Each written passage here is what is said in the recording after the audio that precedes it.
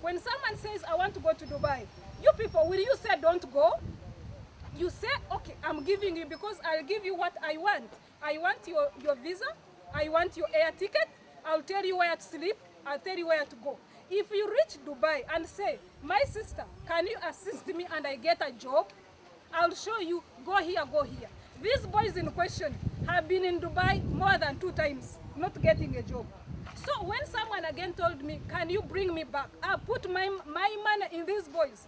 Ono asangiddwa ku kitebe kya poliisi ekola emisango eminene ekya Special Intelligence Unit ye nannyini Uruk Tourism Company egamba okutwala abantu mu buddu mu nsi z'Abawarabu nga Saudi Arabia, Turkey n'ebibuga ebirala nga Dubai. Bano abadde nga abatwala okubafunira emirimu gya office wabula ng'akomekkereza abatutte okukola bwayaaya awaka n'okwetunda.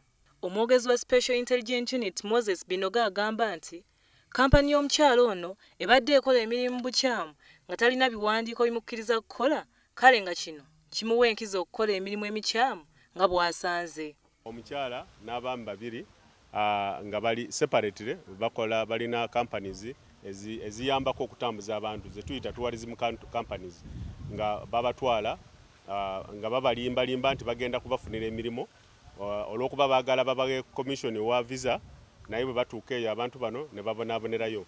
Abasatu abamu ku abo bagenda ne batuuka eyo ne beesanga embeera ng'emirimu gye babagamba gya security guard tegiriyo ate bamaze okubasasuza ssente okutuusa bwe bafuna engeri ne bakomawo. Binoga ategeezezza nti Kyokusaba azze asuubiza abantu abawerako omuli n'abavubuka bye yasuubiza okutwala e Dubai okukola ogw'obukuumi wabula ng'olwatuuka e Dubai baasuulibwa eyo awatali buyambi bwonna. Mu kiseera kino bano baagala Kyokusaba abaddiza ensimbi zonna ze baamuwa okubafunira emirimu n'okutambula. Told me I can get for you jobs here in Dubai if you are willing to work. Then I told her by then I don't have money. I had just come for shopping for my brother.